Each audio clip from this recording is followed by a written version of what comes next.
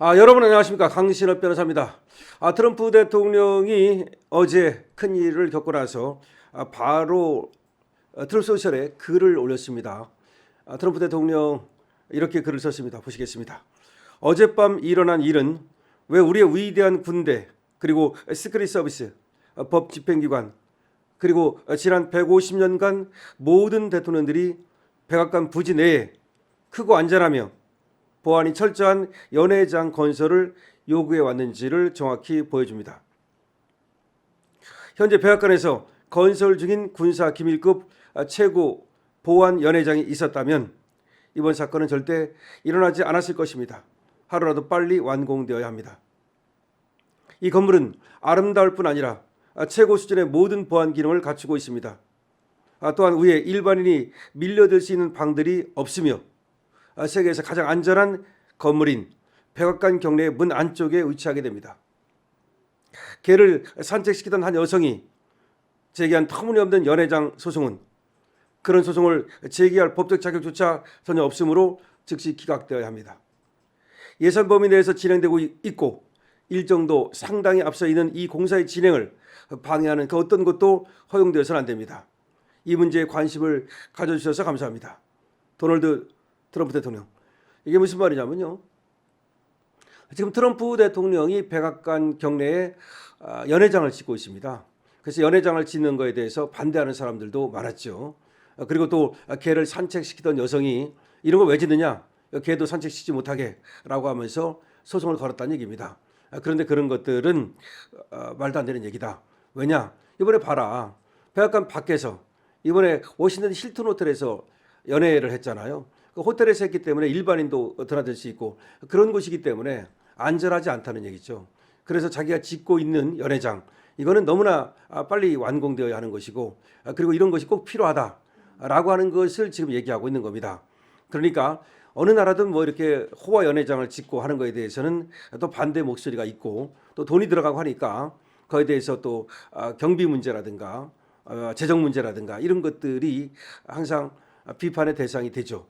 근데 트럼프 대통령은 자기가 이번에 워싱턴 힐튼 호텔에서 있었던 이 총격 사건을 자기가 짓고 있는 연회장의 정당성에 연계시키고 있는 겁니다. 역시 도널드 트럼프 대통령 대단하다고 생각이 되는데 봐라. 다른 데 나가가지고 백악관에서 나가가지고 호텔에 가가지고 연회를 하려다 보니까 그런 일이 벌어지지 않느냐. 왜 백악관이었다면 그게 말이 되겠느냐. 따라서 지금 짓고 있는 이 백악관 연회장을 빨리 지어야 된다. 그런 말이 되겠습니다. 자, 어쨌든 그걸 뭐 연회장을 짓고 안 짓고는 이제 뭐 그쪽은 미국 얘기고 우리나라로 다시 돌아와 가지고 말이죠. 이제 도널드 트럼프 대통령이 저렇게 이제 또 암살을 당할 뻔한 거 아니겠습니까?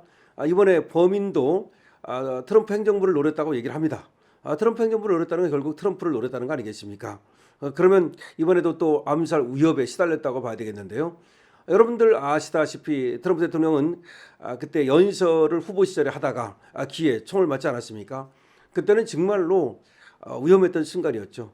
그때 이후에 찰리 커크가 총 맞고 사망하는 걸 보면은 트럼프 대통령도 간발의 차이로 기를 맞았다는 얘기는 조금만 안으로 맞았으면 죽었다는 얘기 아닙니까? 근데 그때 총을 정확히 쐈는데 도널드 트럼프 대통령이 고개를 살짝 돌리는 바람에 살아난 거거든요.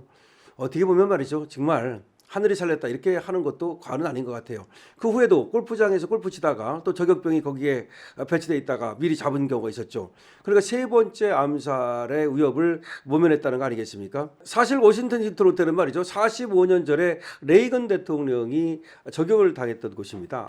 레이건 대통령도 그때 암살 위협에 시달렸던 곳이 바로 워싱턴 힐튼 호텔인데 어쩌면 말이죠. 이렇게 호텔이라는 곳이 위험하다는 것은 사실인 것 같아요. 그러니까 아무래도 여러 사람이 왔다 갔다 할 수 있는 곳이기 때문에 지금 이제 도널드 트럼프 대통령은 그런 얘기를 했잖아요. 위층에 일반인들이 왔다 갔다 할 수 있는 그런 얘기가 바로 지금 연회장은 연회장대로 해야 되고 일반인들은 또 일반인대로 있어야 되지 않습니까? 뭐 예를 들어서 트럼프가 왔다가 그래서 호텔을 갖다 통째로 비울 수 있는 건 아니니까 뭐 그런 얘기를 하는 것 같습니다. 어쨌든 트럼프 대통령은 이번에 암살의 위기를 모면했습니다. 자, 그러면 이제 파키스탄에서 지금 회담이 열리고 있는데 회담이 된다 안 된다 뭐 왔다 갔다 뭐 여러 가지 말이 있습니다만은 그러나 저는 이렇게 봅니다. 회담은 지금 진행 중이다. ING 밀고 땡기는 중이다. 그래서 밀고 땡기다 보니까 왔다 갔다 하고 뭐 떠났다 왔다 이런 얘기를 하는 겁니다. 근데 몸단 쪽은 이란 쪽이다. 왜 그러냐 이건 한번 제가 말씀을 드렸습니다만은 지금 쟤들이 호르무즈 해협을 봉쇄해 가지고 재미를 봤어요. 아무래도 여러 국가들이 미국을 비난하게 만들었고 그리고 이 호르무즈 해협의 중요성을 깨닫게 만들었고 이란이 호르무즈 해협을 봉쇄하니까 여러 나라들이 정말 아비규환이 됐죠. 그래서 일단 재미를 봤습니다. 근데 트럼프가 가만히 보니까 말이죠. 이거 뭐 이란을 공격하는 것도 중요하지만 호르무즈 해협을 역봉쇄해 가지고서 이란 배가 못 다니게 만들면 이란이 그럼 배가 못 다닌다는 얘기는 이란이 원유를 못 판다는 얘기 아닙니까? 중국으로 가는 원유도 다 막아버리고 그다음에 또 이란으로 들어가는 배를 막아버리면 이란이 견딜 수가 없잖아요. 그거 어떻게 견딥니까? 그래서 역봉쇄라고 그러죠. 이 역봉쇄가 그야말로 핵폭탄급 카드였던 겁니다. 이거에 의해서 이란이 지금 이제 우왕좌왕하는 거예요. 그래서 이란은 지금 분열되고 있습니다. 그러니까 누가 지도자인지도 모르는데 누가 그러니까 실권을 쥐고 있는지 누가 탑인지 완탑이 있어야 되는데 완탑이 없는 거 아니냐. 그러니까 지금 우왕좌왕하고 있는 거 아니냐. 그래서 이란 혁명수비대는 싸우자 그러고 또 갈리파프 국회의장이라든지 페제스키안 대통령은 싸우지 말자 그러고 지금 그런 형국인 것 같아요. 그러다 보니까 우왕좌왕하고 따라서 트럼프 대통령은 시간은 내 편이다 이렇게 된 겁니다. 그래서 휴전 상태 지금 이제 협상 상태는 오래 갈 걸로 생각합니다. 금방 트럼프가 이란을 공격하지 않을 거예요. 왜 그러냐면 얼마 전까지만 해도 트럼프가 뭐 다리를 공격하겠다, 발전소를 공격하겠다, 뭐 그러니까 트럼프에 대해서 뭐 미치광이다, 무슨 뭐 치매 노인이다 어쩌고 떠들어댔지만 그거는 말이죠. 트럼프 대통령의 아주 이 치밀한 전략이라고 봐야 돼요. 거친 것 같으면서도 아주 치밀하고 치밀한 것 같으면서도 거칠고. 아주 정말 특이한 스타일의 그런 어떤 지도자라고 볼 수 있는데요. 어쩌면 마키아벨리가 말하는 그 여우의 그 어떤 또 간교함과 그리고 사자의 용맹함을 다 갖추고 있는 사람이 트럼프 대통령이라고 말할 수가 있겠습니다. 그래서 이 역봉쇄에 의해서 결국은 이란은 항복할 수밖에 없다. 항복이라는 말이 뭡니까? 결국은 협상에 응할 수밖에 없다. 지금은 뭐 뻗덩거리고 있지만 핵물질을 내놓고 그리고 미국으로부터 어느 정도 지원을 받는 그런 방법밖에 없다라고 생각이 됩니다. 다만 그게 금방 안 되는 이유는 뭐냐? 뻗덩거리고 있는 놈들이 있으니까. 이란 혁명 수비대에서 그렇게 하면 자기의 어떤 존재 가치가 사라지고 자기 권력이 사라지는 놈들은 무조건 협상을 반대할 거 아닙니까? 예를 들어 협상해가지고서 이란 국민들한테 있는 이익이 되고 이란이라는 나라한테는 이익이 되겠지만 지한테는 손해가 되는 이란 혁명 수비대라든지 이런 애들은 안 하려고 할 거란 말이에요. 그래서 지금 이란 내에서 정리가 안 되는 것이다라고 보는 것이 맞겠고 그러면 결국은 트럼프의 승리는 앞으로 뭐 확실하다, 승리했다라고 봐도 과언이 아닙니다. 근데 문제는 트럼프가 전쟁이 끝나고 나서 손을 본다는 거 아닙니까? 동맹국을 갖다가 찐 동맹국과 가짜 동맹국으로 나누겠다. 벌써 블랙리스트를 작성하기 시작했다는 말이 나옵니다. 그래서 데스노트를 작성하기 시작했다. 그걸 제가 여러분께 전해드렸죠. 그랬을 때 이 동맹국 중에서 한국이라는 나라는 어디에 속할 것인가? 글쎄 이재명은 말이죠. 트럼프 대통령 그 백악관 만찬 중에 백악관 출입기자 만찬 중에 뭐 총격이 발생했다는 얘기를 듣고 또 잽싸게 또 X에다가 말이죠. 뭐 트럼프 대통령 다행이다 어쩌고 또 썼더라고. 뭐 그런 식으로 한다고 해서 뭐 트럼프 대통령이 감동하겠습니까?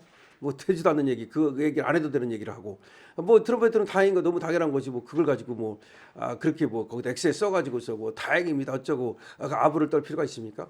그런 건 안 되는 거예요. 그런 거 가지고서 환심을 살 수는 없는 거고. 거기서 무슨 사상자가 발생한 것도 아니고 한데 그걸 갖다 엑셀 써가지고 또 무슨 뭐 백악관 만찬에서 일어난 뭐 통격 사건에 대해서 뭐 위로를 드립니다. 뭐 안전해서 다행입니다.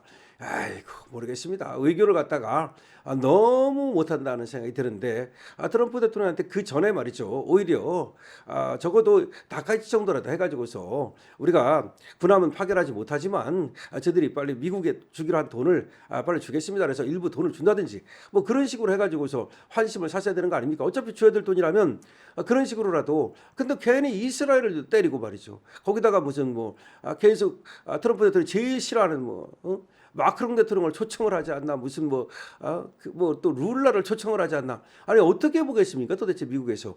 이번에 장동혁이 갔다 와가지고서 뭔가 자신감을 얻은 듯한 건 뭐냐. 미국이 이재명을 어떻게 보고 있는지를 아는 거예요. 미국에서 지금 이재명을 어떻게 보고 있는지를 장동혁은 듣고 온 거야. 그렇기 때문에 이재명도 그래 봤자다라는 것을 알기 때문에 장동혁도 갔다 와가지고 말이죠. 어떻게 보면 또 자신감이 붙은 거라고도 볼 수가 있습니다. 자, 전쟁은 이제 그렇게 흘러가고 트럼프의 승리는 확인된다라고 봐야 되겠습니다.